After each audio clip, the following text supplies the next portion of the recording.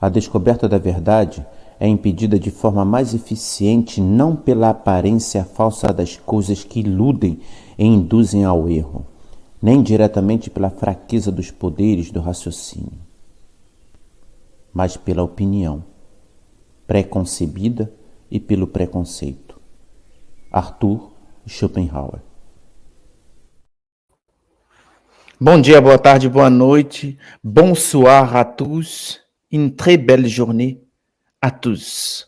Hoje eu tenho o prazer, o privilégio de trazer aqui no nosso palácio, na nossa casinha, no nosso château, um dos representantes do núcleo d'Aquila França, e responsável do projeto também Les Différents. Daqui a pouco eu vou mostrar para vocês o que significa. Tem canal no YouTube, é uma bomba, está explodindo no TikTok francês. Mas ele, o Nicolas Bardon, é ele que vai trazer os assuntos aqui sobre o começo de tudo, le commencement. A gente já viu aqui no canal já umas histórias assim, né? Tipo, ligação com aqueles que desceram dos céus, aqueles que vieram de longe, né? Os Anunnaki. Agora a gente vai abordar da perspectiva francesa, da pesquisa do Nicolas. E o Nicolas já tem um bom tempo trabalhando nesse assunto, estudando. Ok?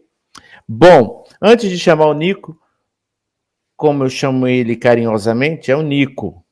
Ó, galera no chat, é live gravada, então, ó, mas já deixa comentário aí, ok? Deixa comentário aí, deixa as perguntas aí para o Nico, que mais tarde a gente vai poder traduzir as perguntas e eu vou poder responder, traduzir as respostas do Nico diretamente num vídeo gravado, ok? Então, vamos lá. Hoje a gente vai falar em francês e ative agora a opção da legenda em português, porque a live está está liberada para quem fala português e também francês. Vai estar liberado para todas as línguas. Você vai ter que ativar aí na sua opção no YouTube, em francês é sous-titre, para a gente é legenda. Vai lá, tranquilo, dá uma pausa, ativa e vai lendo, ok? Bom, introdução, um beijo no coração de todos e até daqui a pouco.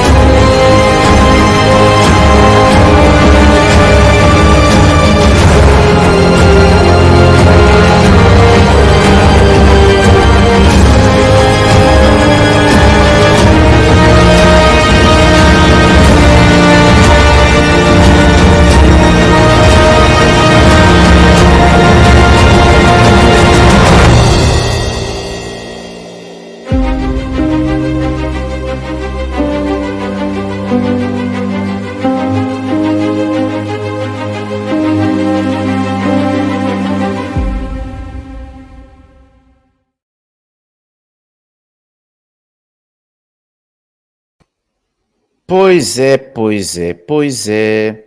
Bonsoir, bonsoir, bonsoir. Bonjour aussi. Bon après-midi et bonne tout. Parce que pour tous les Français qui vont écouter, entendre, recevoir des informations de ce live, je vous souhaite une très belle séance. Alors, si vous pouvez garder un peu vos deux yeux très bien concentrés sur cette image qui est sur l'écran. Cette image ici, c'est l'image qu'on a travaillé avec beaucoup de soin pour vous. OK? Alors, monsieur Nicolas, de la chaîne et le projet Les Descendants. Les Descendants. Nico, je n'arrête pas de parler des descendants du ciel. C'est ouf, quoi. C'est ouf. Bon, le projet Les Différents. Les Différents, c'est une chaîne qui est sur YouTube. Vous tapez là Les Différents, au pluriel, sur YouTube et sur TikTok. C'est de la folie. Hein. Des trucs qui sont en train de se passer là-bas. J'appelle Nico. Nico! Bonjour, bonsoir à toutes et à tous. Salut Georges et merci pour cette invitation. Bon, nous sommes ici. Pour l'instant, je ne vais pas mettre ma caméra parce que c'est pas moi la vedette pour le moment. Pour l'intro, on va laisser bien Nico ici. Voilà, avec notre miniature. Alors, regardez bien. Les Différents, Nicolas Bardon. Au começo de tudo, parce que cette live, c'est bilingue. Elle se passe au Brésil et en France. Exactement. Mais aujourd'hui, nous allons parler en français et tout sera sous-titré. Il faut activer l'option sur YouTube. Il y a une option qui s'appelle sous-titres et vous choisissez la langue que vous voulez accompagner le live. Bon, Nico, Oui. est-ce que tu peux parler un peu du projet Les Différents? Oui, bien sûr. Donc, Les Différents, c'est une chaîne que j'ai créée il y a plusieurs mois de ça. Et c'est une chaîne, comme son nom l'indique, qui est vraiment destinée à toutes les personnes qui se sentent, qui pensent, qui perçoivent les choses, la réalité, leur environnement d'une manière différente. Donc, c'est une chaîne qui a pour objectif de pouvoir justement présenter, offrir à ces personnes des réponses à leurs questions, différents sujets qui pourraient les intéresser. C'est une chaîne que j'avais commencé avec le sujet justement de Ratanaba, qui est un sujet qui fait vraiment fureur en ce moment et dont on aura l'occasion de parler un petit peu plus tard. Et ensuite, j'ai tout simplement enchaîné avec différentes vidéos à propos de l'origine de l'homme, de la Terre, toute une histoire qui a été cachée et que j'ai expliqué plutôt bien en détail pour offrir justement à toutes les personnes qui se poseraient des questions par rapport à ça, bien des réponses sur le pourquoi du comment de cette situation, comment est-ce qu'on en est venu à la situation actuelle. Voilà, c'est principalement une chaîne qui a pour objectif d'apporter des réponses à toutes ces personnes qui se sentent différentes, qui pensent différemment, et voilà. Et pour te retrouver, je vais appeler ici déjà le lien. On va présenter ton projet sur YouTube. D'accord. Regardez. Ici. Voilà, nous avons les différents et nous avons ici pas mal des options. L'histoire et l'origine de l'homme. C'est divisé en plusieurs parties, si j'ai bien compris. Exactement, c'est ça. Tu parles aussi sur l'écosystème d'Aquila. Je voudrais aussi revenir sur ce point plus tard pour nous expliquer un petit peu ce que c'est ce truc de Daquila. Nous avons, voilà, comme tu avais bien dit, le sujet Ratanaba. Ouais. Si j'ai bien compris, il y a un rapport avec l'histoire de l'humanité, l'histoire cachée à niveau de l'archéologie aussi. C'est bien ça? Et c'est exactement ça. Ça fait partie de l'histoire occulte de l'humanité.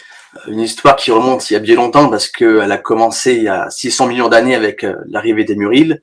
On aura l'occasion d'en parler plus amplement.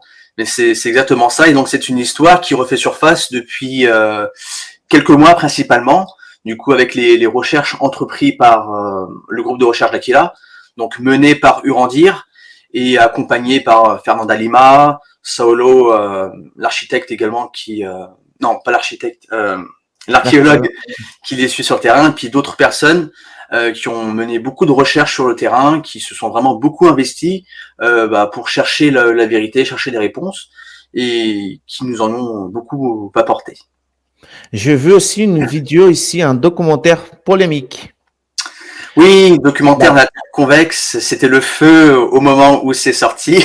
Il faut savoir que j'avais fait beaucoup de promotions avant, à l'époque, sur tous les sites, sur toutes les pages Facebook, qui étaient justement autour de la Terre plate. Et c'est vrai qu'au début, les gens, ils étaient un petit peu curieux, un peu dubitatifs. Et les réactions étaient très curieuses. Au début, ça a été bien accueilli, honnêtement. Et ensuite, il y a certains, on va dire, leaders de certains mouvements de Terre plate, tout ça, qui ont commencé à remettre ça en question. Alors, je ne sais pas pourquoi exactement. Peut-être parce que on allait trop sur leur territoire, je ne sais pas. Et puis, voilà, il y a eu comme vous pouvez le voir sur une de mes vidéos où il y a marqué scam, no fake, tout ça.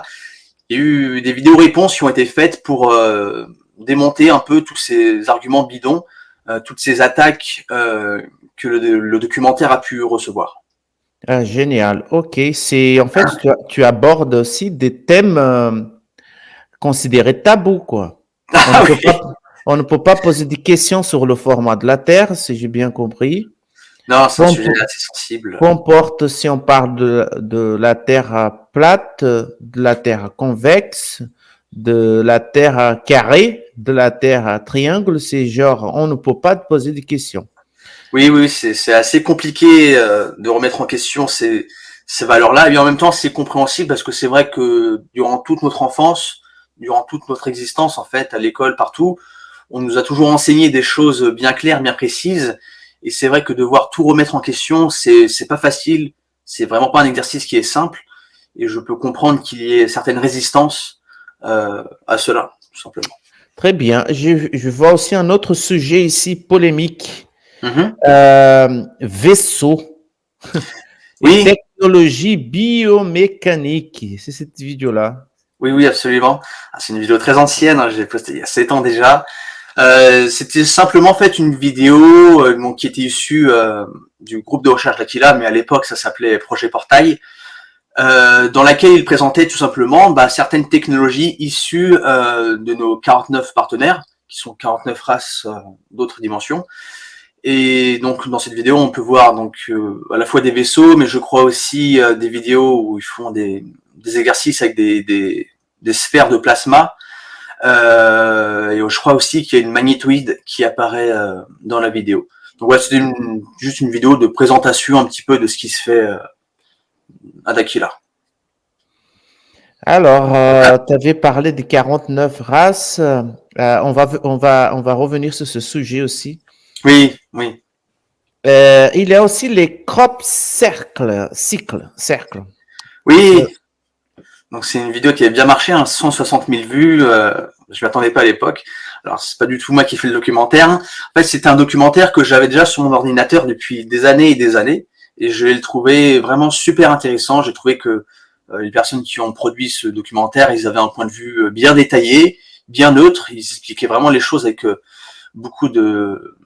C'était très didactique, et donc je l'ai reposté pour que le plus grand nombre puisse en profiter, tout simplement.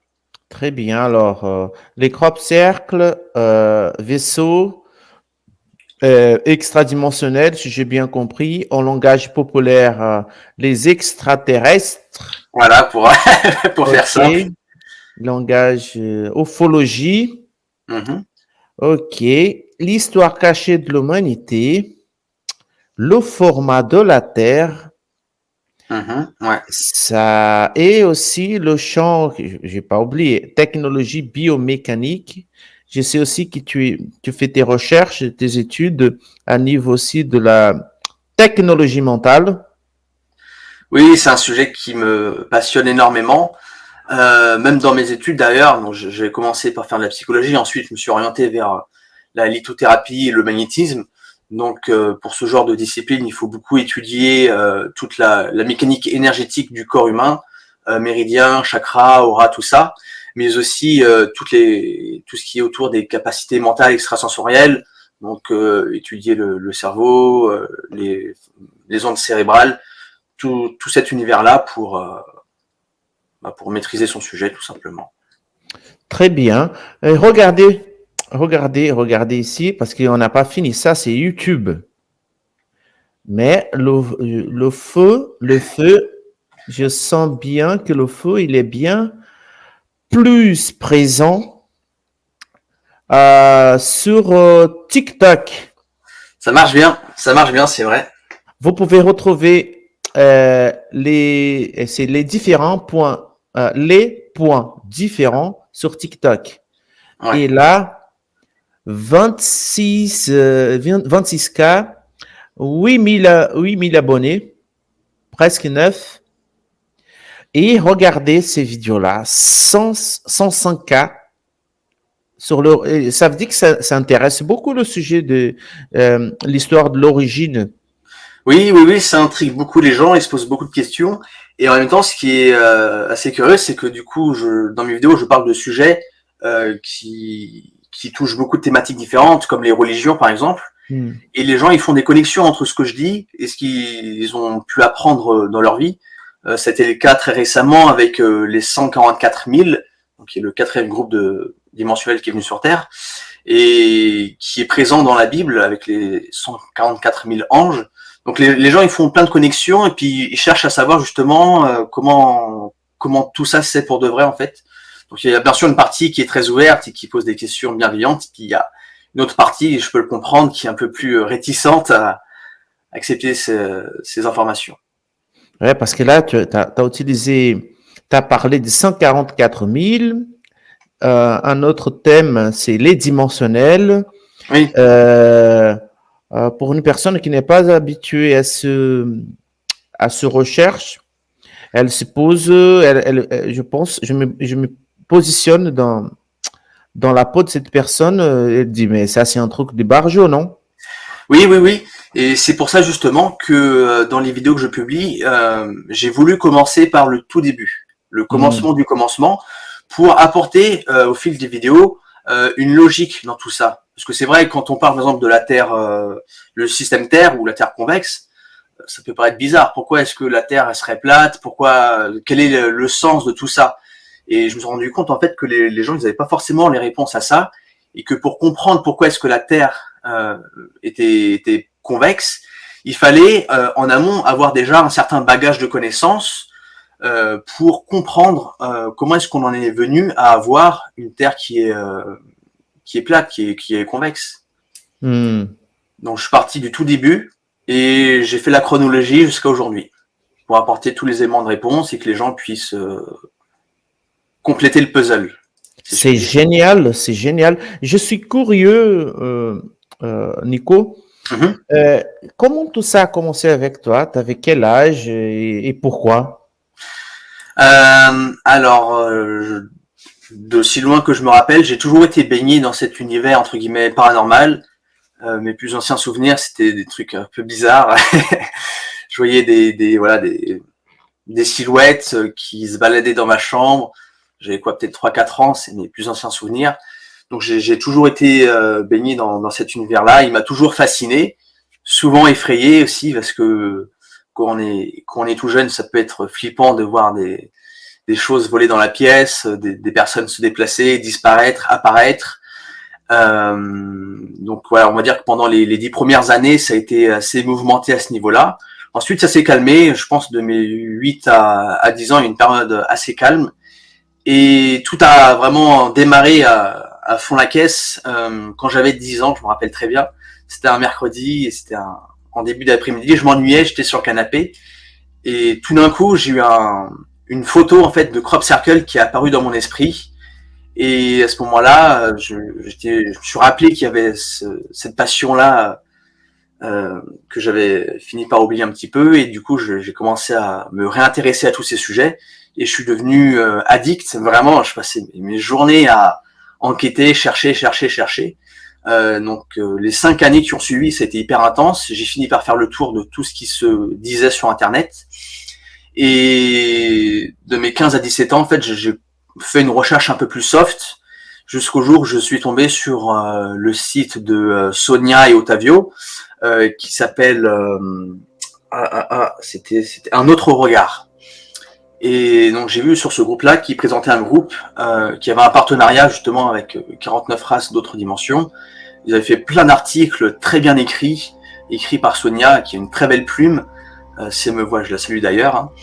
Et j'étais extrêmement intéressé par tout ce qui se disait et j'ai immédiatement envoyé un mail pour les rencontrer. Alors à l'époque j'avais 17 ans, donc c'était un peu compliqué pour moi pour me déplacer. Mais j'ai finalement pu rencontrer tout le groupe 4 ans plus tard. Non, c'était en 2014, donc c'était 3 ans après. Donc dans le cadre d'un voyage au Tenshel, un voyage formidable. Et puis voilà, ça s'est jamais arrêté. Et, je suis encore passionné jusqu'au bout en 2023 et pour des années encore à venir. C'est génial, 10 ans quoi. 4 ans, tu commences à détecter des trucs pas habituels. 10 ans, tu commences à chercher. Ouais, non, ça a été une passion toujours, hein, ça a toujours été présent et je suis très content parce que c'est un univers que j'adore, donc je suis content que ça soit fait de cette manière-là. Très bien. Je pense on peut rentrer dans le sujet. Parce D'accord. que j'ai des questions. J'ai des Ah, questions par rapport à tes recherches sur le commencement. mhm. Mais je vais laisser mes questions pour plus vers la fin. D'accord. Ta carte blanche, c'est ta maison. Tu dissertes comme tu veux. Ici, c'est comme ça chez nous. Mhm. Aucun filtre, aucun dogme, aucun. Ici, c'est Nicolas. Projet les différents. D'accord, ok. Pas de OK? limite, et ok, ça marche. Donc, on va commencer par, comme l'a dit Georges, les origines de tout. Alors, pourquoi est-ce qu'on commence par ce sujet-là en particulier? Bah, c'est comme j'expliquais tout à l'heure. C'est important d'avoir toutes les clés pour comprendre l'histoire entière. Et donc, commencer par le début, bah, c'est la chose la plus logique à faire, en tout cas de mon point de vue. Alors, il faut savoir qu'il y a très longtemps de ça, il y a un groupe de 49 races d'autres dimensions qui se sont unis, afin de mener un projet assez incroyable. C'était de créer un être qui aurait 100% d'émotion. Alors cette histoire d'émotion, vous allez voir, c'est quelque chose qui est vraiment récurrent. Il faut savoir que d'après les informations qu'on a pu recevoir de nos partenaires, parce que ce sont des partenaires, j'expliquerai ça un peu après, que ce soit dans cet univers ou dans tous les autres, et même dans n'importe quelle réalité parallèle qui puisse exister, hein, dans toute la création, le niveau maximal d'émotion pour tous ces êtres vivants, c'est au maximum 10-15%. On plafonne à 15%. Et même dans ces pourcentages-là, en fait, ces êtres, ils sont toujours dans un certain équilibre et contrôle de leurs émotions. Donc la Terre, c'est le seul monde de toute la création où les émotions sont vécues dans leur intégralité, c'est-à-dire à 100%. Et ce 100%-là, on l'a atteint il n'y a pas si longtemps que ça, mais encore une fois, j'y reviendrai un petit peu plus tard. Alors, qu'est-ce que ça représente tout ça et pourquoi seulement la Terre?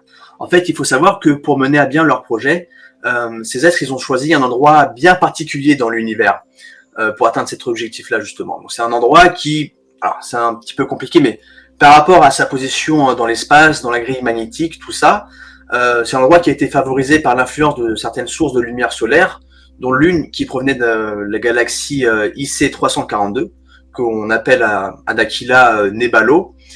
Et donc, ils ont pris la décision de construire, entre guillemets, à cet emplacement, une gigantesque plateforme qu'on appelle le système Terre et qui est le monde sur lequel nous vivons. Je sais pas si c'était la photo du système Terre. Donc, cette plateforme-là, en fait, elle est constituée de 9 parties que l'on appelle des anneaux, et chacune de ces parties est séparée des autres par de gigantesques murs de glace et de puissants champs électromagnétiques. Voilà, donc vous allez voir sur la photo, donc sur la photo, il y a 1, 2, 3, 4, donc ce qu'on appelle des anneaux. Donc dans la réalité, il y en a 9, mais je n'ai pas trouvé de photo où on avait 9 anneaux. Nico, plus tard, je vais te filer ces photos-là. Nous avons des cartes. Super. On a trouvé des cartes très intéressantes. Génial. Bah, c'est avec grand plaisir parce que sur le Google français, en tout cas, c'est très dur de trouver ce genre de cartes. Donc voilà. Donc comme vous pouvez le voir, donc on a 9 anneaux différents et chaque anneau, il a ses propres spécificités, sa propre faune, sa propre flore, mais aussi ses propres habitants.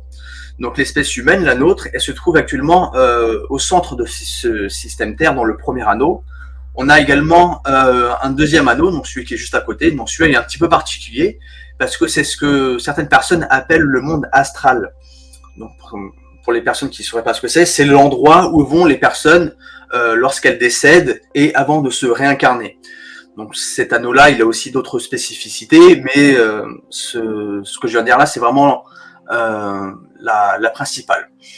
Donc, ce qu'on peut dire, c'est que de manière générale, ce système Terre, il a été pensé pour être un système fermé, afin d'éviter qu'il y ait d'autres races extérieures à tout ça, qui viennent perturber le bon déroulement des choses et gêner un peu le déroulement. Donc, il existe une espèce de membrane par-dessus tout le système Terre, en fait, comme une coque ou comme un dôme, comme certains l'appellent, qui protège justement de ça et qui fait en sorte que toutes les personnes qui sont à l'intérieur ne peuvent pas sortir et que toutes les personnes qui sont à l'extérieur ne peuvent pas entrer, excepté bien sûr les 49 races qui ont créé ça. Alors, comme je l'ai dit tout à l'heure, ce sont nos partenaires qui ont créé le système Terre, et donc ça signifie que tout ce qui se trouve sur Terre, c'est leur création. Et ça, c'est ce qu'ils appellent la nature supposée. Supposée parce que tout ce que nous, on considère comme naturel, comme l'œuvre du temps, l'évolution, tout ça, en fait, c'est une création artificielle de leur part. Que ce soit les animaux, les végétaux, les minéraux, la terre, la mer, le ciel, même la lune, le soleil, les planètes, les étoiles, tout ça, c'est leur création. Alors, comme vous l'aurez sûrement compris, en termes d'astronomie, on est assez loin des modèles qu'on a pu nous enseigner à l'école. Les choses sont faites de manière un petit peu différente. D'après leurs concepteurs, la Lune, par exemple, la Lune et le Soleil, ils feraient exactement la même taille et ils seraient à peu près à 160 km au-dessus du niveau de la mer. Donc pour le détail, la Lune elle est à 80% physique, le Soleil à 15%, et le Soleil ne serait pas chaud. Ça change vraiment beaucoup des informations qu'on peut avoir parce que le cœur du Soleil, par exemple, c'est plusieurs millions de degrés. Donc voilà, on a quelque chose qui est vraiment très différent de ce qu'on a pu nous apprendre. On n'a pas encore beaucoup d'informations par rapport aux planètes et aux étoiles, donc je ne vais pas trop m'étendre sur le sujet, mais il y a un documentaire qui fera suite au documentaire de la Terre convexe, et je crois qu'il s'appelle Anomalie des astres, qui devrait sortir prochainement, je ne sais pas quand, il n'y a pas de date qui ont été annoncées, mais voilà, il y a un documentaire qui va couvrir le sujet de la Lune, du Soleil et des étoiles, principalement. Donc voilà, donc on a un petit peu toute la scène qui se met en place, on a un projet, on a un groupe qui s'est uni pour ce projet-là, et on a le matériel nécessaire pour faire aboutir ce projet. Donc tout a été fait pour qu'il y ait des êtres qui puissent expérimenter à 100% les émotions. Après une période de temps que je ne connais pas du tout, mais qui correspond à il y a 600 millions d'années pour nous, il y a eu ce qu'on appelle la civilisation Murile, qui est venue sur Terre. Donc cette civilisation-là, elle est venue il y a 600 millions d'années, et c'est une civilisation qui est composée de 7 races différentes, parmi lesquelles Antares, Sirius, Orion, Pégase, et toutes ces races-là provenaient de différentes dimensions.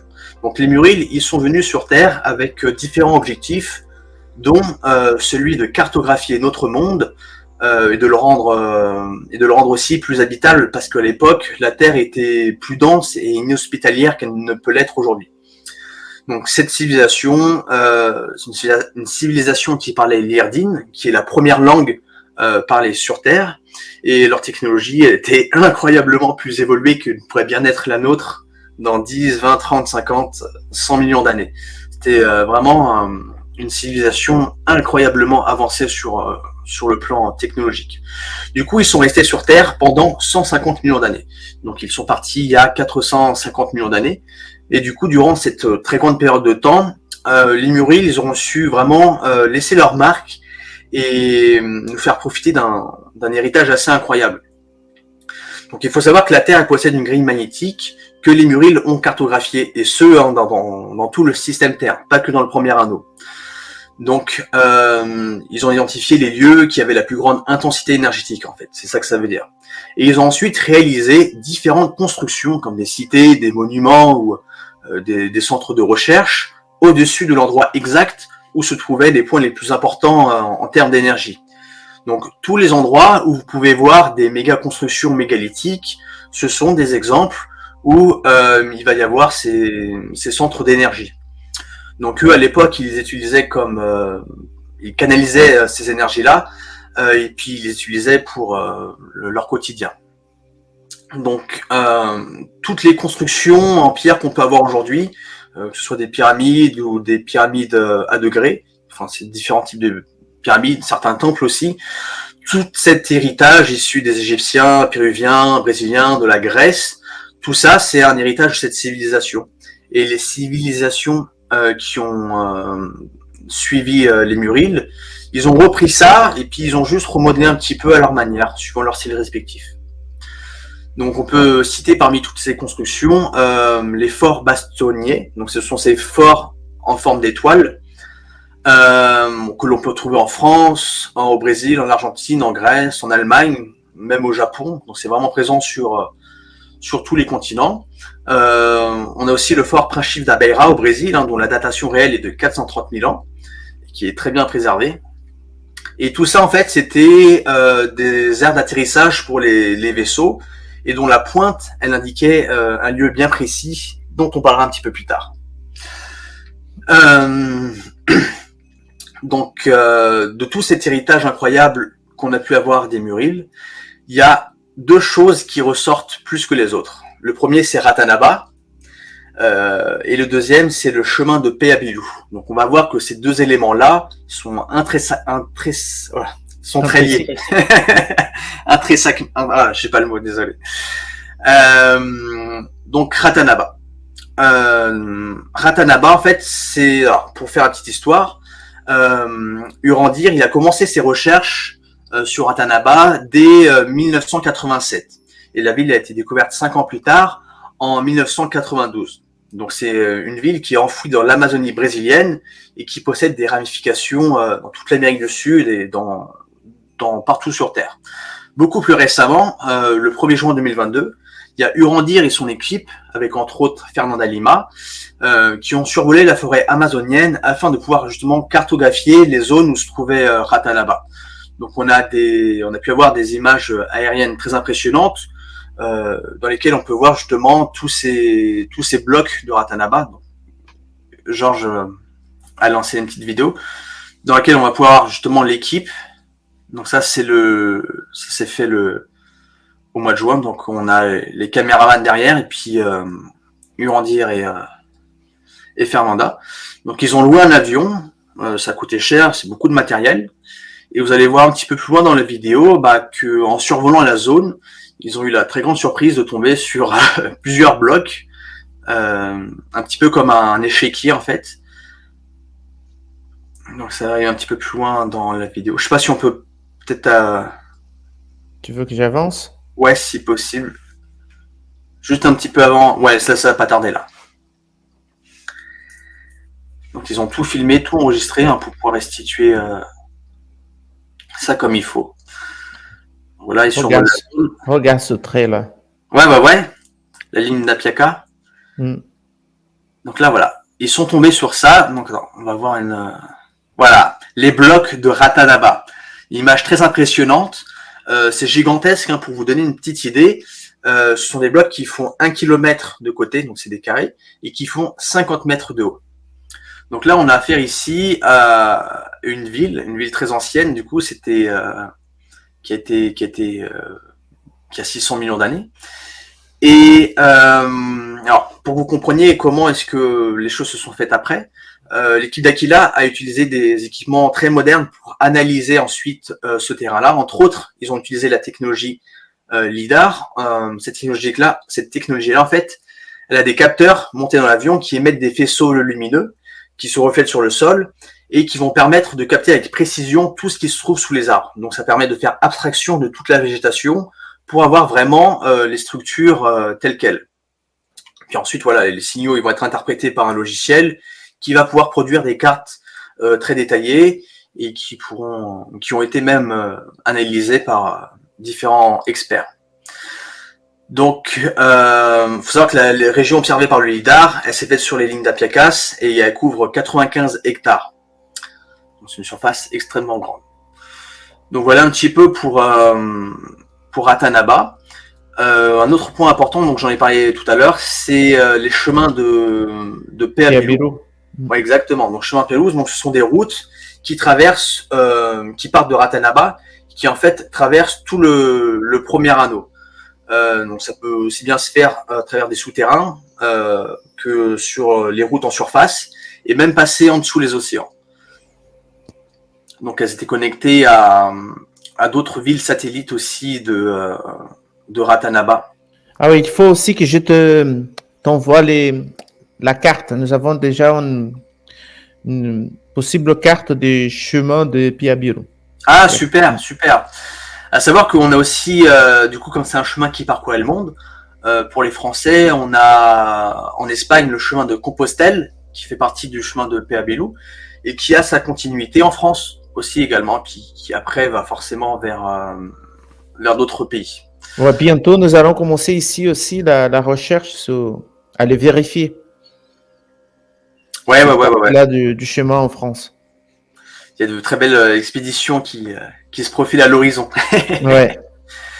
Alors juste pour terminer avec ça, Ratanaba, c'est aussi un mot qui vient de la langue irdine et qui signifie des royaumes au monde. Voilà. Donc voilà. Je vais reprendre sur la civilisation Muril. Donc après avoir terminé ce travail-là de cartographie et de la grille magnétique et de construction aussi dans le monde, les Muril sont partis il y a 450 millions d'années en laissant derrière eux, donc comme j'ai dit, toutes ces constructions, mais aussi certains de leurs représentants, donc leur descendance qui est restée sur Terre. Ensuite, il y a eu un grand cataclysme, il y a eu la plaque tectonique sud-américaine qui s'est soulevée et qui a provoqué l'élévation des Andes, et aussi l'inondation de l'Amazonie, ce qui a fait que les villes ont été ensevelies en fait. Donc, ce qui n'a pas aidé beaucoup à leur découverte. On va faire un petit voyage dans le temps et on va passer de 450 millions d'années à 450 000 ans. Donc, un gros voyage dans le temps. Qu'est-ce qui s'est passé il y a 450 000 ans? Probablement l'un des événements les plus importants de l'histoire de l'humanité, parce que ça a vu l'arrivée des êtres qui seront nos créateurs tout simplement et qu'on appelle les Anunnaki. Oh mon Dieu. Oui, sujet bien délicat, très longue histoire, hein, les Anunnaki. Alors pour faire une petite présentation, les Anunnaki, ce sont des géants originaires du 5e anneau du système Terre. Alors quand je parle de géants, ça se situe à peu près dans les 4-5 mètres, voilà, avec des oscillations suivant les cas. Donc ils sont venus jusqu'ici pour explorer notre monde. C'est une race vraiment d'explorateurs. Ils ont exploré tout le système Terre, en tout cas jusqu'au 7e anneau, mais pas le 8e et pas le 9e. Et donc ces explorateurs-là, ils sont beaucoup plus évolués que nous sur le plan intellectuel et scientifique, pas spirituel, on va le voir après, mais en tout cas sur le plan scientifique, ils ont au moins plusieurs centaines de milliers d'avances technologiques sur nous, si ce n'est plusieurs millions, mais en tout cas plusieurs centaines de milliers d'années. Donc ils ont pu découvrir sur Terre beaucoup de choses très importantes, mais la plus importante, en tout cas à l'époque, c'était l'or, et plus précisément l'or monoatomique, une fois modifié, parce que cette matière-là, associée à d'autres substances, elle leur permettait de rallonger leur vie et d'obtenir une vie vraiment extrêmement longue, de plusieurs centaines de milliers d'années, et même beaucoup plus si le traitement est pris régulièrement. Donc possiblement avoir une vie éternelle. Donc, ce qu'ils ont fait, c'est qu'ils ont installé leur base ici, en particulier en Mésopotamie, où on retrouve encore des traces de leur passage. Ils ont installé leur base et ils ont commencé ces travaux d'extraction. Donc là, à ce moment-là, on va parler des IGGIS. Alors, pour ceux qui ne sauraient pas ce que c'est les IGGIS, qu'on appelle aussi les Nungal, si vous étudiez la civilisation sumérienne, vous pourrez retrouver ce terme. Alors là, c'est intéressant parce que on en parlera plus tard. Mais la photo que Georges présente actuellement, donc on peut voir une représentation de Enlil, si je dis pas de bêtises, en train d'être détruite par, alors je sais plus, je crois que c'est un membre d'un groupe terroriste. Il me semble que c'est ça. Je me rappelle plus de l'histoire. En gros, ils ont détruit. Ça se situe en Mésopotamie, donc en Arabie Saoudite. Et donc, ils ont détruit tout un tas de statues, de fresques. Ils ont vraiment tout détruit. C'était vraiment terrible. Mais on verra plus tard pourquoi est-ce qu'ils ont fait ça. Donc, les IGGIS. Les IGGIS, qui sont ces êtres, en fait, ils sont considérés par les Anunnaki comme des sous-hommes ou des sous-dieux. Pourquoi? Parce qu'ils ont une génétique qui est inférieure à celle des Anunnaki. Et aussi, on a retrouvé des traces dans les écrits, parce qu'ils avaient une teinte de peau plus blanchâtre que les Anunnaki qui sont un petit peu plus bronzés.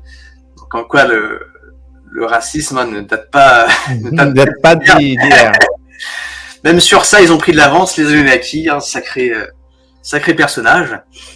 Et donc, donc c'est aussi des êtres qui vont avoir les yeux un petit peu bridés et un petit peu en amande. On a des statuettes, exactement. Donc on a un petit aperçu de l'apparence de ces êtres-là. Ils sont des reptiles? Non, ils sont pas reptiliens. C'est vrai que les yeux prêtent un peu à confusion, mais c'est des hommes comme nous en fait. C'est des hommes comme nous. Ils sont plus petits que les Anunnaki, un peu plus grands que nous, mais ils appartiennent pas à cette race reptilienne. Donc ces Gégis-là, en fait, c'est les travailleurs, c'est la main d'œuvre des Anunnaki. Donc lorsque les Anunnaki sont arrivés ici, ils ont pris avec eux certains Gégis et ils leur ont fait faire certains travails. Donc ils ont plusieurs fonctions principales. La première, c'est celle d'observateur. Donc ils sont dans leur vaisseau, dans l'atmosphère, et ils observent un petit peu l'avancement des travaux miniers. Ils font aussi un travail de détection des zones minières à exploiter. Ils s'occupent de la collecte des informations. Ils travaillent aussi au niveau du ravitaillement, donc pour approvisionner les colonies, approvisionner les vaisseaux si nécessaire. Et ils s'occupent aussi de la main d'œuvre. Donc en l'occurrence, c'est eux qui se sont occupés de l'extraction de l'or dans les mines d'or. Le problème, c'est que les Gégis, ils ont fini par en avoir marre au fil des siècles et des millénaires, et il y a eu une rébellion de leur part. Ils ont formé en quelque sorte un genre de syndicat dans lequel ils ont revendiqué leurs droits. Ça fait comprendre pas mal de choses aujourd'hui. Oui, tout à fait. Et en fait, ils voulaient plus travailler, ils en avaient marre parce que les Anunnaki sont un petit peu feignants, ils ne veulent pas faire le travail eux-mêmes. Du coup, ils avaient cette race-là d'esclaves, de travailleurs. Donc, les Anunnaki se sont rebellés et pour répondre à cette problématique, on a Enki et sa demi-sœur Ninarsag, qui est leur équipe de généticiens, qui se sont attelés à créer une autre race de travailleurs pour les remplacer. Alors Enki, c'est le fils de Anu, qui est le roi des Anunnaki, vraiment le plus haut placé. Et Enki, c'est un peu le généticien dans la famille. On a Enlil aussi, qui est son demi-frère, et qui lui est plus il s'occupe plus de la partie militaire, autoritaire. Donc on a Enlil et sa sœur qui ont commencé en fait à manipuler un espèce d'homme des cavernes qui était présent sur le système Terre quand ils sont arrivés. Il était très similaire au singe dans son comportement, dans ses capacités, mais il n'avait rien à voir avec un singe parce qu'il n'appartenait pas à la lignée évolutive des animaux. Donc, comme j'ai dit, ils avaient pour projet d'en faire leur esclave pour faire l'extraction des minéraux, mais aussi s'occuper de la culture, du bétail pour subvenir à leurs propres besoins, mais plus encore à ceux de leurs maîtres, les Anunnaki. Donc, pour atteindre leur objectif, ils ont fait en sorte de rendre ces êtres plus intelligents, avec plus de conscience, capables de faire des choses qu'ils ne pouvaient pas faire avant. Donc, en somme, de les perfectionner pour pouvoir en faire des travailleurs fonctionnels. Parce qu'avant, forcément, ils étaient à un niveau tellement primitif que pas capables de faire grand-chose. D'ailleurs, si on étudie la langue sumérienne, on se rend compte que on tombe sur un mot qui est A plus loin dans, donc qui sera le nom qu'ils vont donner au premier être de la race adamique. On en reviendra plus tard. Et ce nom-là, en fait, ça signifie bétail, animaux. C'est-à-dire qu'on était tellement primitifs à leurs yeux qu'ils nous considéraient vraiment comme des bêtes, quoi. C'est la petite parenthèse. Donc, à l'aide des métaux et des minéraux qui ont été extraits par ces esclaves, les Anunnaki sont finalement parvenus à exploiter l'or monoatomique. Donc, il y avait énormément d'or en abondance sur le système Terre, puis ils l'ont transformé en or monoatomique. Ils ont aussi utilisé l'argile rouge primordiale, qui est un argile bien différent de ce qu'on peut avoir aujourd'hui, qui était vraiment beaucoup plus riche en minéraux. Et donc, ils ont réussi à allonger leur durée de vie en manipulant leur propre sang et en provoquant une transformation de leur biorhythme, de leur génétique. Donc au fil des millénaires, parce que c'est un projet qui s'est fait sur très longtemps, il y a eu beaucoup de tests qui ont été faits, il y a eu un grand nombre de modifications qui ont été apportées sur ces êtres afin de répondre toujours plus à leurs besoins. Donc ça a parfois donné lieu à des nouvelles races à part entière, et ça a parfois donné lieu à d'autres versions, si je puis dire, la race 1.3, 1.4, c'est un peu bizarre. Ils ont un petit peu redessiné ces êtres-là pour que... Pour les améliorer à chaque étape. Exactement. Et aujourd'hui encore, il existe sur le système Terre une multitude de races humaines, d'autres typologies, d'autres apparences. Donc sur tout le système Terre, on compte environ une bonne centaine d'espèces différentes. Et justement, quand on parlait d'hommes de Cro-Magnon, d'hommes de Néandertal, qui officiellement sont deux espèces bien distinctes, l'homme de Néandertal qui s'est éteint, c'était une des versions qu'ils ont créées. Tout simplement. Donc, le temps passe, ils créent des choses. Ce qu'il faut savoir, c'est que les premiers êtres humains à être apparus sur le système Terre, la toute première conception, elle a été créée par des êtres très évolués qui appartenaient à d'autres plans d'existence et n'avaient rien à voir avec les humains créés par les Anunnaki. Et cette race-là qui a été créée, on peut trouver sur une grande pierre dans la région de Rondônia, au Brésil, des inscriptions très anciennes laissées par la civilisation Muril il y a des centaines de millions d'années de ça. Et parmi ces inscriptions, on retrouve la formule pour créer ce modèle d'être humain. Alors pourquoi j'en parle ? C'est parce que c'est tout simplement cette formule-là, qui sera bien après avoir créé ses premières races d'esclaves, utilisée par Enki et sa demi-sœur Ninarsag pour créer la race adamique. Alors, ils n'ont pas utilisé que ça, on va le voir après. Faut savoir que les êtres du groupe des 49 races, ils ont toujours observé tout ce qui se passait ici. Ils ont été très attentifs et ils ont vu l'arrivée des Anunnaki sur Terre. Ils ont vu la façon dont ils ont exploité les êtres qui s'y trouvaient par la suite. Mais ils ont vu que parmi tous ces esclavagistes, il y avait un être qui se distinguait de tous les autres et qui s'appelle Enki. Ils ont pu voir en effet que Enki, c'était globalement quelqu'un de bien pour l'humanité, pour les êtres humains. Ils ont vu qu'il voulait les protéger, leur donner le meilleur pour qu'ils puissent avoir toutes les conditions pour se développer correctement et avec dignité sur Terre. Mais ils ont aussi observé qu'Enki, il avait une mentalité et une conscience différente de ses congénères, un genre de côté spirituel que les autres n'avaient pas développé. Et donc, c'est pour toutes ces raisons-là que Enki, il a été contacté par ces 49 races dans l'objectif, la proposition de créer une nouvelle race d'êtres humains. Et là, vous voyez où je veux en venir, parce qu'on se rappelle que le projet initial des 49 races, c'était créer un être avec 100% d'émotion. On garde ça en tête. Donc leur objectif, c'était de créer une race parfaite pour que l'être humain soit un être très évolué sur Terre, qu'il possède une génétique qui soit très sophistiquée et qui lui permette par la suite, mais ça, Enki ne le savait pas, de recevoir une technologie de ce groupe totalement inconnue des Anunnaki, que l'on appelle la technologie de l'âme ou l'étincelle divine, biotechnologie qu'il possède. On parlera après de l'âme, tout ça, un peu plus tard. Donc ce partenariat, en fait, il était aussi nécessaire pour les 49 races, parce qu'on peut se demander pourquoi est-ce qu'ils l'ont pas fait eux-mêmes, s'ils sont si intelligents.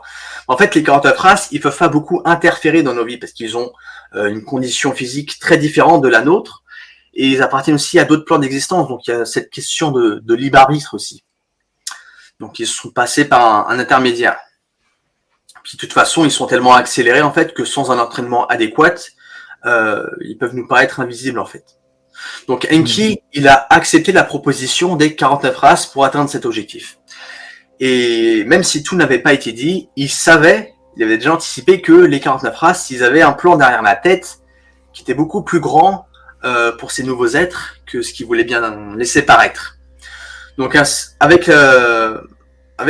l'aide laissée par la formule des Muril, la formule pour faire un être humain, avec l'aide aussi des 49 races et de leurs connaissances, avec l'aide de l'argile rouge primordiale, qui est très riche en minéraux et qui permet une génétique parfaite et une longue durée de vie, et avec l'aide aussi de leur propre ADN, les Enki et son équipe, ils ont finalement réussi à créer les premiers êtres de notre espèce, à savoir Adapa dans un premier temps, et un peu plus tard Titi, aussi connu sous le nom de Adam et Ève. Et donc ces nouveaux êtres, ils ont pu recevoir la technologie de l'âme, l'étincelle divine, et à partir de ce moment-là, ils ont eu une conscience différente. Et c'est pour ça qu'ils sont nés très évolués, avec beaucoup plus de compétences, très intelligents, et ça faisait d'eux et des autres personnes appartenant à cette race des individus qui se sont retrouvés au-dessus de l'échelle évolutive des Anunnaki, et donc qui étaient dans un sens supérieur à eux à ce niveau-là. Et bien sûr, hein, ces derniers ne souhaitaient absolument pas que ça se produise, hein, l'ego Anunnaki. Et c'est là où on arrive, vous l'avez deviné, hein, sur la tentative de génocide de la race adamique, parce qu'ils n'ont pas apprécié ça. Alors qu'est-ce qui s'est passé? C'est que lorsque Adapa fut présenté à Anu, le roi des Anunnaki, donc le père d'Enki et d'Anling, ce dernier, il est rapidement venu à la conclusion que cette race, elle était trop parfaite. Il ne pouvait pas laisser cette création-là outrepasser l'évolution génétique et mentale et leur être supérieur. Il faut savoir qu'à partir de 150 ans, les êtres adamiques commençaient déjà à dépasser les créateurs. Donc c'est dire à quel point ils étaient évolués. Donc il a été ordonné par Anu, le roi des Anunnaki, l'extermination de cette race. Donc il y a eu plusieurs Anunnaki à ce moment-là, comme Enlil, qui ont tenté à de multiples reprises d'anéantir cette race en produisant différentes catastrophes, comme des déluges. C'est arrivé effectivement avec Noé. On connaît tous l'histoire de Noé, qui a été prévenu qu'il allait avoir un déluge, et qu'il fallait qu'il construive une arche.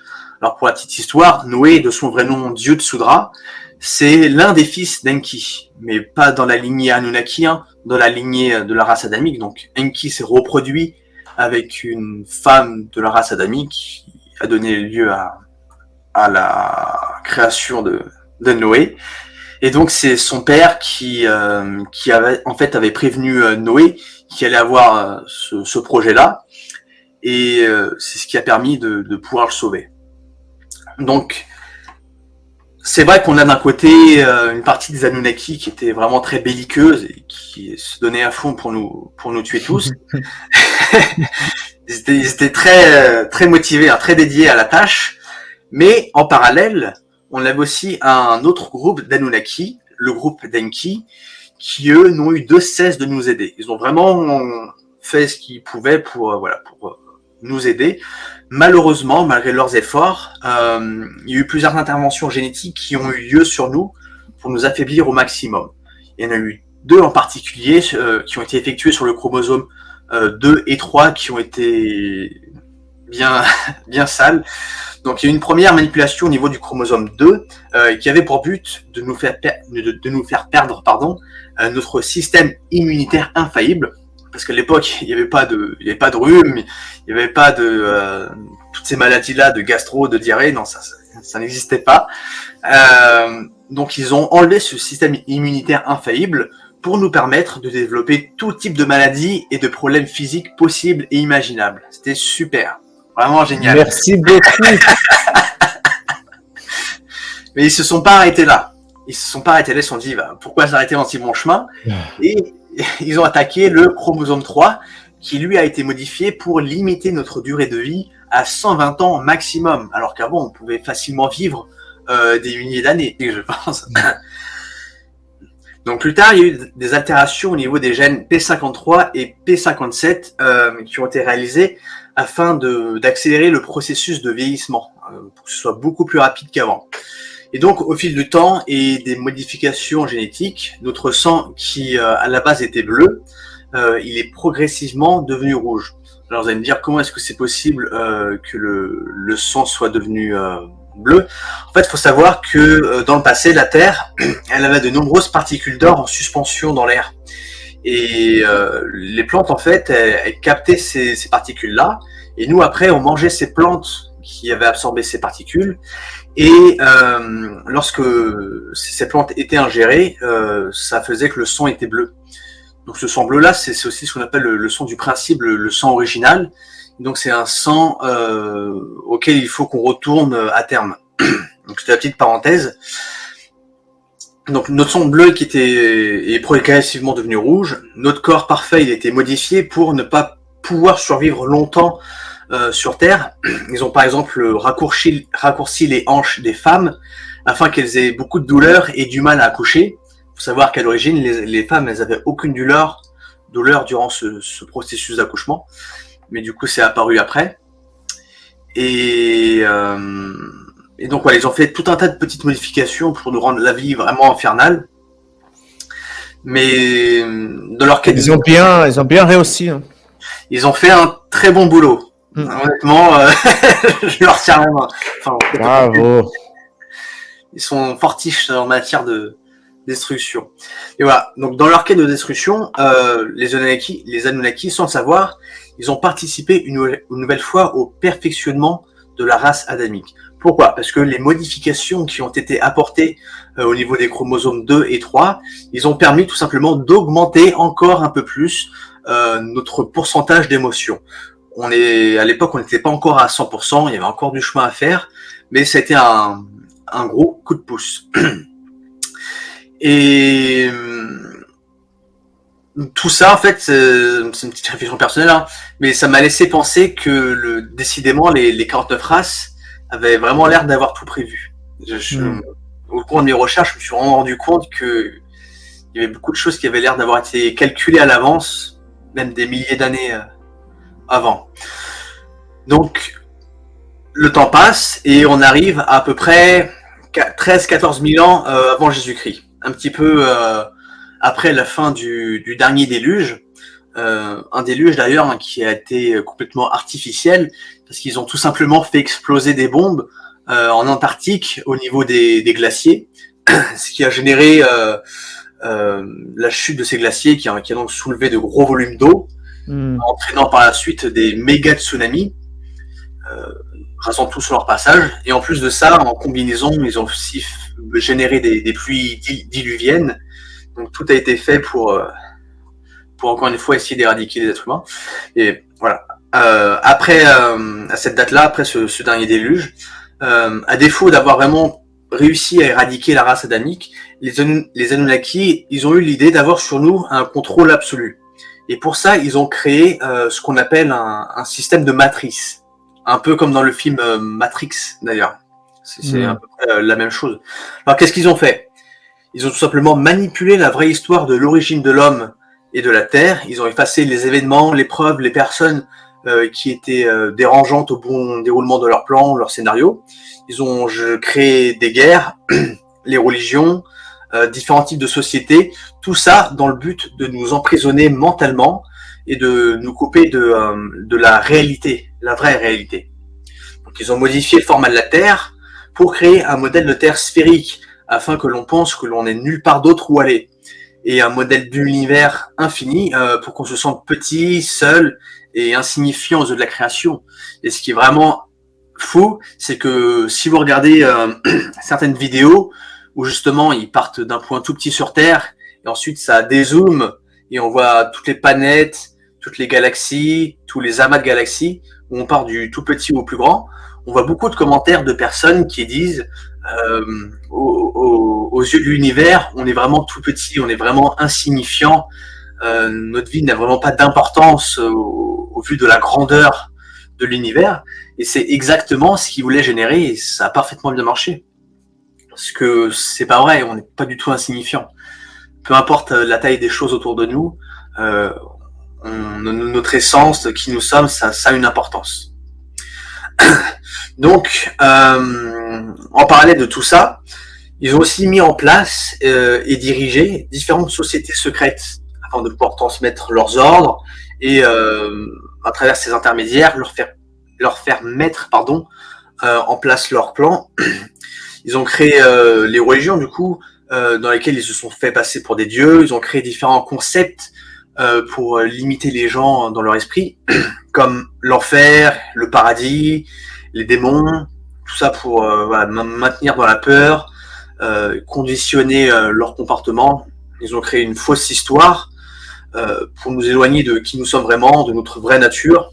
Voilà, tout ça a été fait pour nous couper de notre potentiel, nous couper de nous-mêmes, parce que être coupé de la vraie nature du monde, c'est dans un sens être coupé d'une partie de nous-mêmes. Donc voilà, ils ont fait toutes ces choses-là et beaucoup plus encore, et ça a installé ce qu'on pourrait appeler l'ère des ténèbres. Tout simplement, c'est la matrice. L'humanité prise au piège dans une prison mentale dont elle a beaucoup de mal à s'en sortir, tout simplement.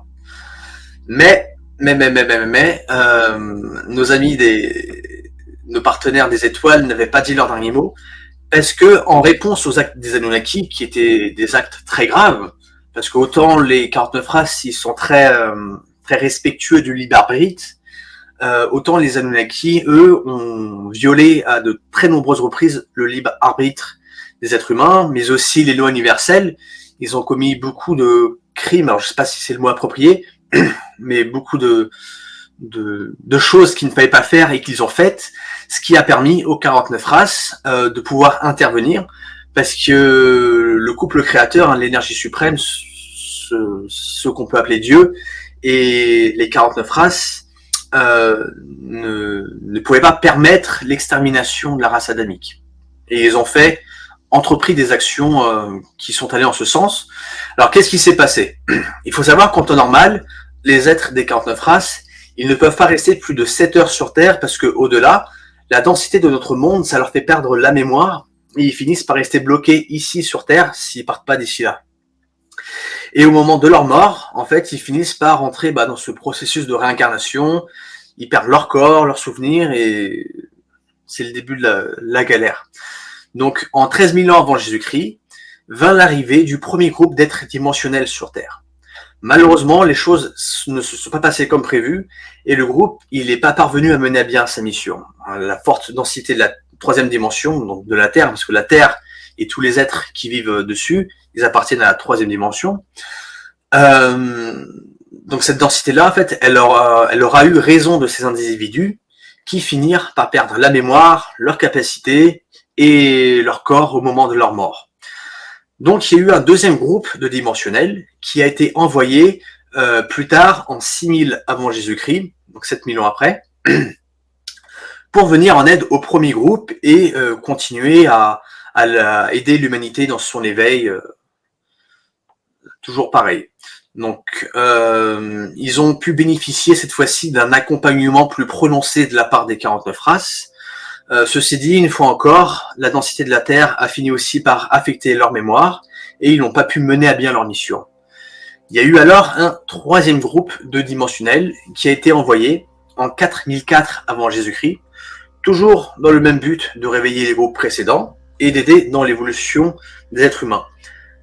Et 7 mois après, toujours en 4004 avant Jésus-Christ, 7 mois après, il y a eu un quatrième et dernier groupe qui a été envoyé sur Terre. Un groupe composé de 144 000 individus bien particuliers qui sont arrivés pour aider et soutenir les trois autres groupes dans leur mission.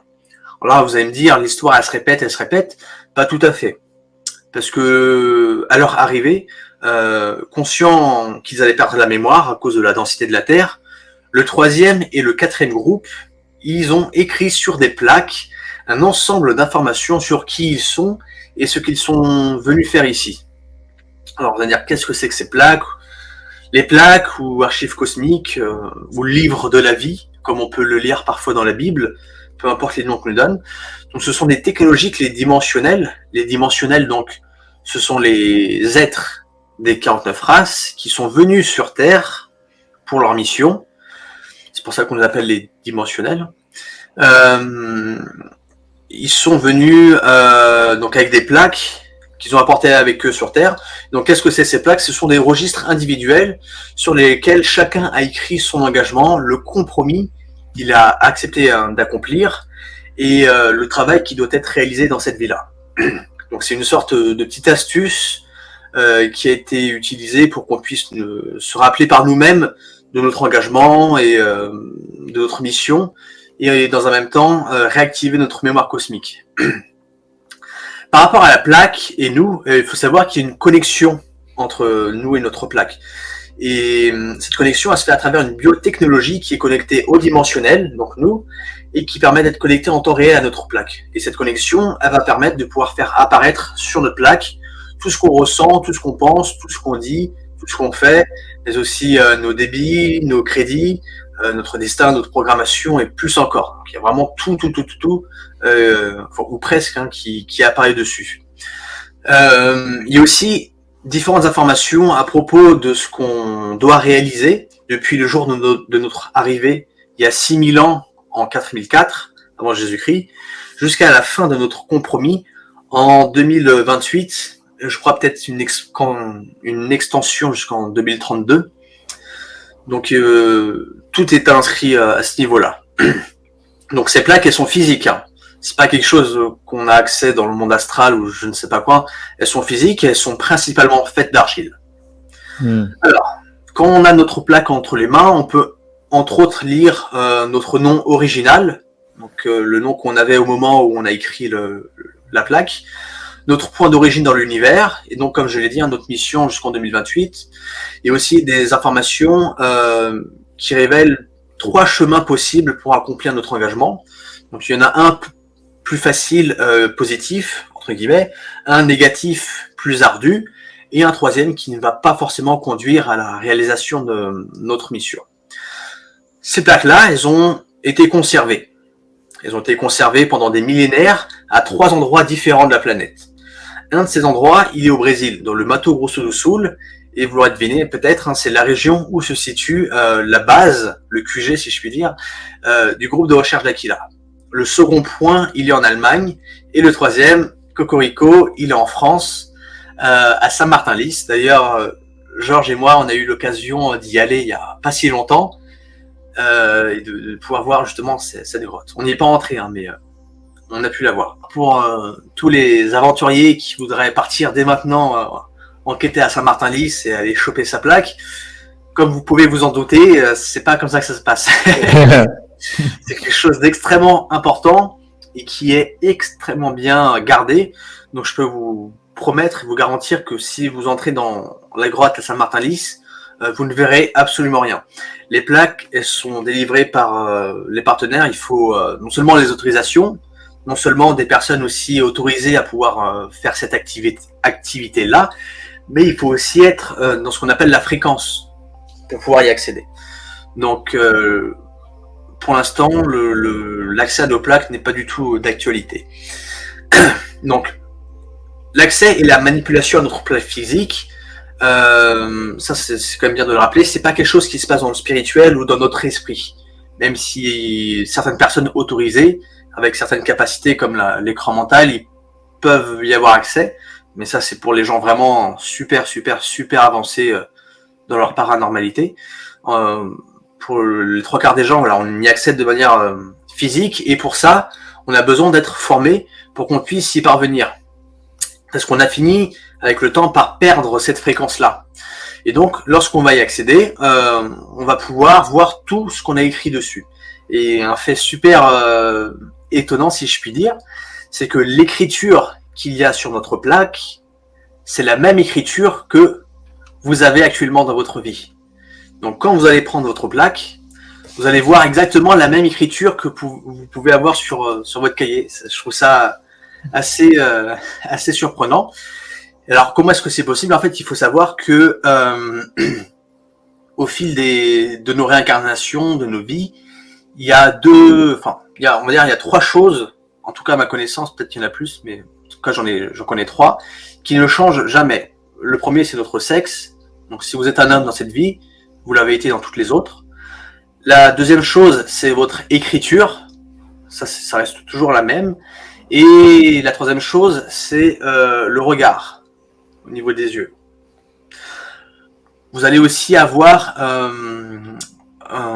un corps physique qui va plus ou moins ressembler à ce que vous avez pu avoir, mais c'est plus flexible déjà. Donc voilà, pour en revenir au sujet, je digresse un petit peu. Donc cet accès aux plaques, il se fait à travers un entraînement énergétique qu'on peut réaliser soit à la base de Daquila, ou même s'entraîner en dehors dans différents noyaux. Donc tout le monde peut accéder à sa plaque, il n'y a pas de privilège ni quoi que ce soit, tout le monde est au même niveau.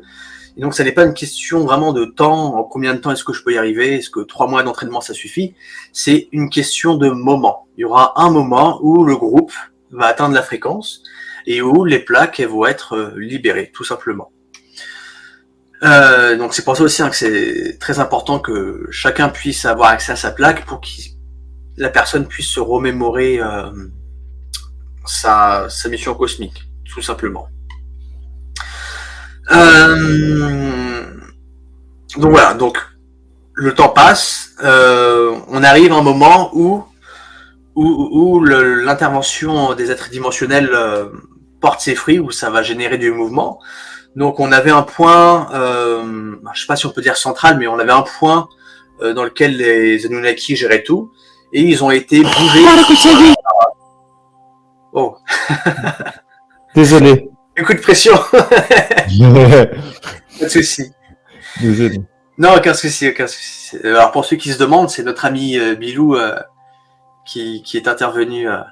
Oui, en parlant de dimensionnel, voilà. Pour ceux qui n'ont pas vu un encore, voilà un extra-dimensionnel. Et il me semble qu'on a des photos, alors je sais pas si je les ai sur l'ordinateur, mais on a des photos plutôt nettes. Enfin, plutôt nettes. Ah, j'ai pas encore accès. J'ai pas eu encore accès. Enfin, je recherche les photos, mais c'est intéressant. Et alors, je fais une petite parenthèse. Cette vidéo-là que Georges est en train de montrer, c'est une vidéo qui est vraiment iconique et incontournable à D'Aquila. C'est vraiment un socle pour nous. C'est une vidéo dans laquelle il y a la personne qui filme qui pose la question à Bilou. Bilou, quel est ton message pour la Terre, pardon.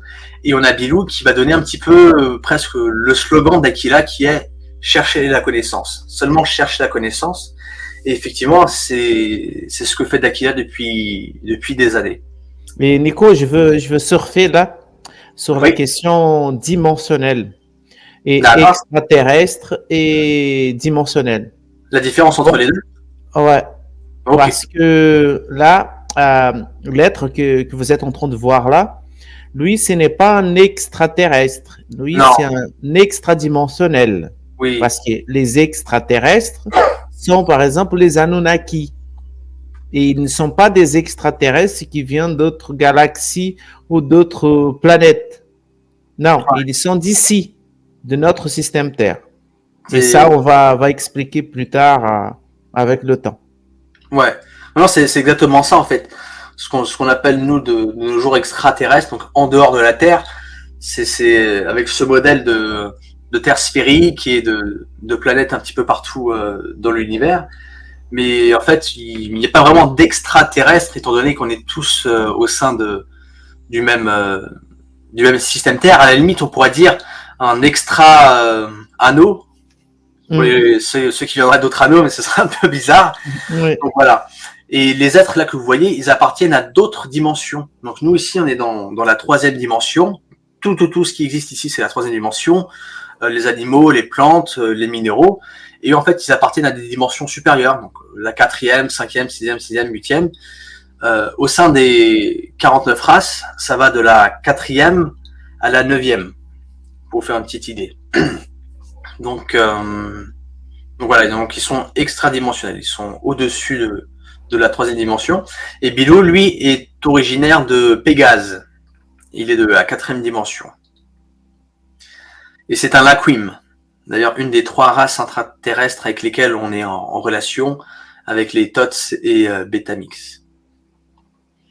Donc on a Enlil avec son symbole du taureau. Le taureau, il est très lié au marché financier. Si vous regardez le trading, tout ça, tout le monde de la bourse, il y a beaucoup ce symbole de taureau qui revient, et c'est normal parce qu'en fait, Enlil, il est derrière toute l'économie mondiale. L'aigle, maintenant, le symbole de Inanna ou Ishtar, il est très lié aux forces militaires. C'est un symbole qu'on retrouve beaucoup aux États-Unis, qui fait partie de son territoire, avec le symbole de la Maison Blanche, mais c'est aussi avec la CIA, mais c'est aussi un symbole qu'on retrouve en Europe, avec par exemple l'aigle nazi. Et donc tout ça, ça montre qu'il y a eu des passages de Inanna. Donc Inanna est très liée aux forces militaires aux États-Unis, et de manière générale, on la retrouve un peu partout dans toutes les grandes puissances mondiales. Le lion, lui, Marduk, il est très présent dans la religion, mais surtout dans la religion catholique. La France a été un pays qui a toujours été très catholique, pendant très longtemps en tout cas. Aujourd'hui, c'est devenu un pays laïque. Et on peut effectivement remarquer qu'en France, on a une très grosse présence de ce symbole du lion. Vous pouvez vous balader à Paris, vous allez voir, ça va... Ah, je vais justement mettre cette image-là. Ça, c'est à Saint-Martin-Lys. Mais on le retrouve beaucoup dans la royauté, le lion aussi. Très présent. Donc Marduk, voilà, très présent dans le catholicisme, très présent aussi au niveau du Vatican, une très forte présence là-bas. Et puis on a Enki.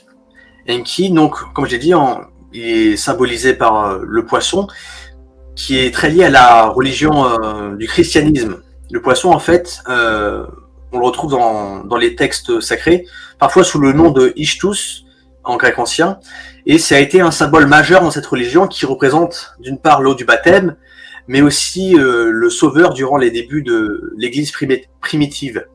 Ou encore, ça a été utilisé parfois comme un code secret utilisé par les premiers chrétiens lorsqu'ils étaient persécutés par les autorités romaines afin de pouvoir se reconnaître.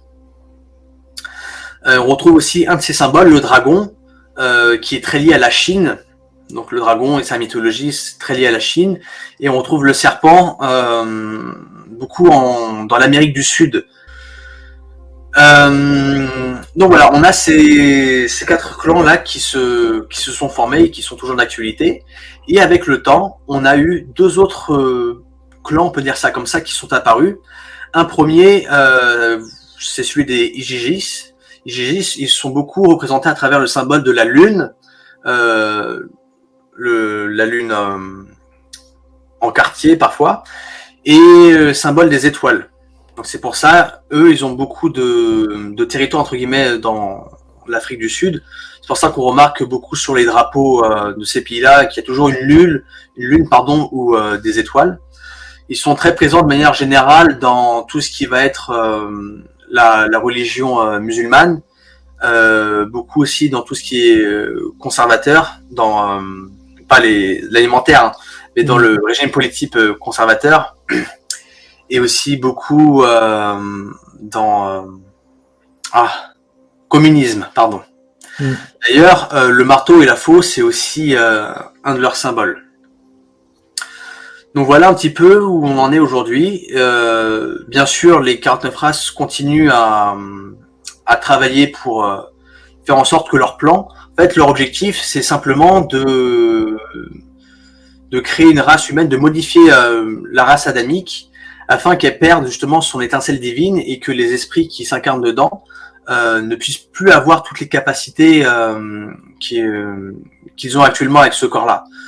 Donc ils veulent faire cette modification-là pour faire des travailleurs hyper obéissants, des travailleurs qui pourront exploiter sans qu'il y ait de rébellion, sans qu'il y ait quoi que ce soit. Mais bien sûr, ils ne pourront pas y parvenir parce que les dimensionnels et nos partenaires travaillent dur pour que ça ne se fasse pas. Il y a très longtemps de cela, un groupe de 49 races d'autres dimensions se sont unis afin de mener à bien un projet incroyable. Créer un être vivant qui posséderait 100% d'émotions. En effet, selon ces êtres, que ce soit dans cet univers ou dans les autres, ainsi que dans n'importe quelle réalité parallèle qui puisse exister, le niveau maximal d'émotions pour tous ces êtres est de 10%. Et même avec ce pourcentage-là, tout reste toujours dans un certain équilibre et contrôle émotionnel. La Terre est le seul monde de toute la création où les émotions sont vécues dans leur intégralité, c'est-à-dire à 100%.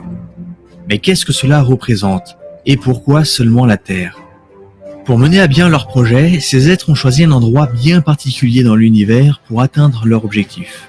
Un endroit qui, par rapport à sa position dans l'espace et la grille magnétique, a été favorisé par l'influence de certaines sources de lumière solaire, dont l'une provenant de la galaxie IC342, appelée Nebalo par le groupe de recherche d'Aquila.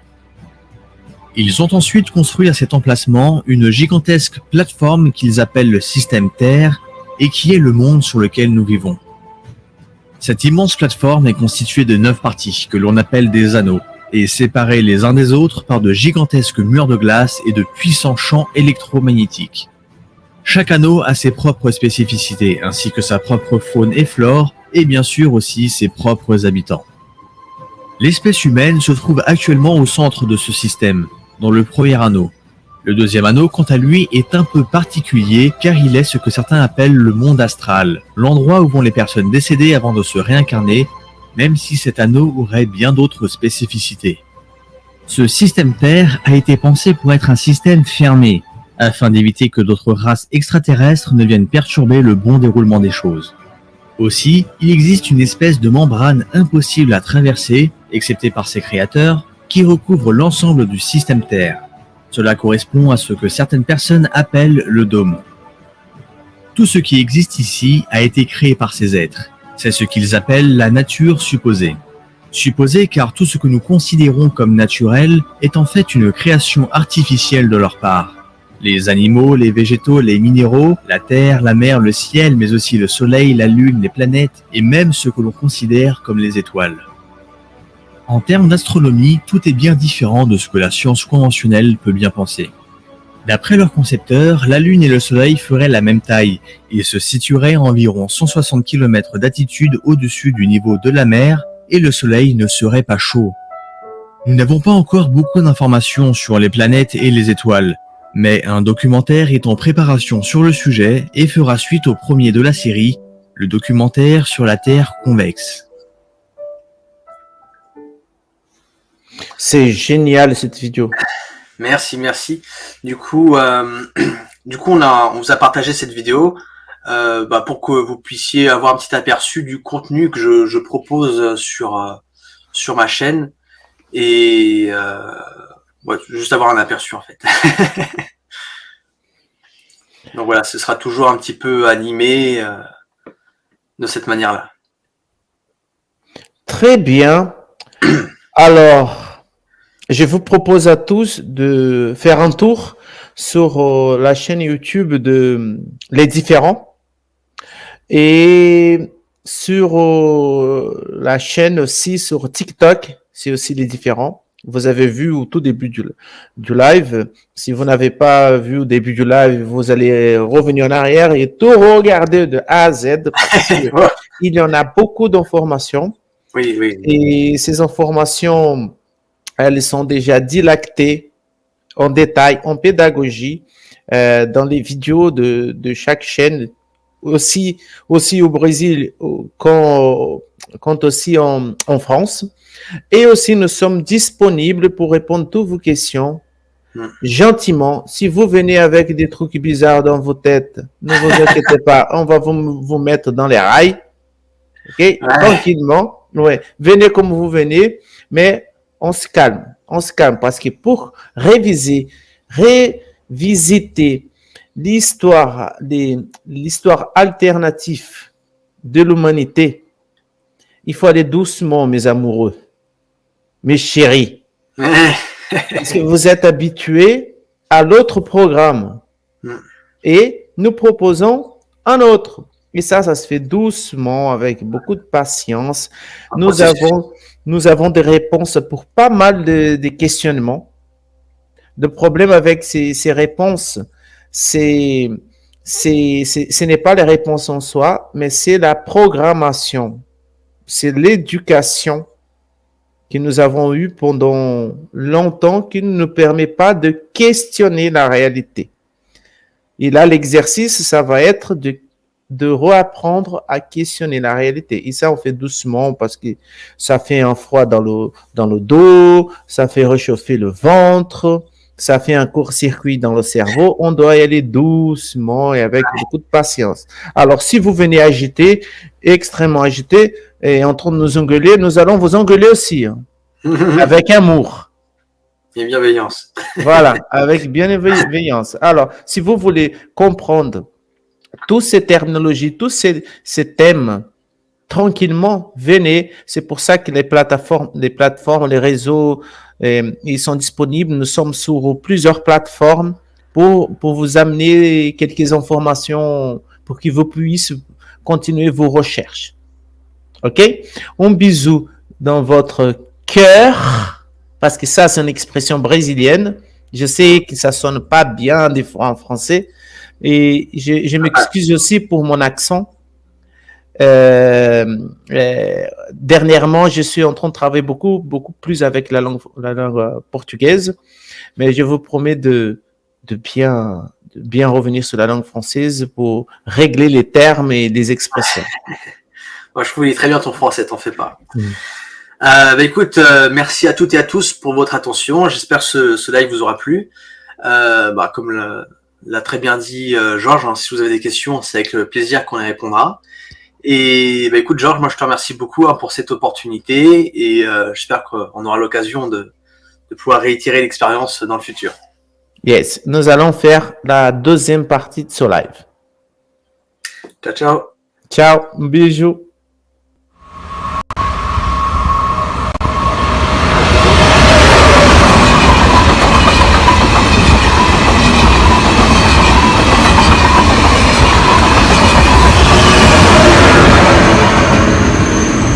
Aí, Ratanabá é como esse trem aí, ó. O trem das 7. Oi, oi o trem, vem surgindo de trás das montanhas azuis. Olha o trem. Oi, oi o trem, vem trazendo de longe as cinzas do velho Éon. Oi, já vem, fumegando, apitando, chamando os que sabem do trem. Oi, é o trem, não precisa passagem, nem mesmo bagagem no trem. Quem vai chorar?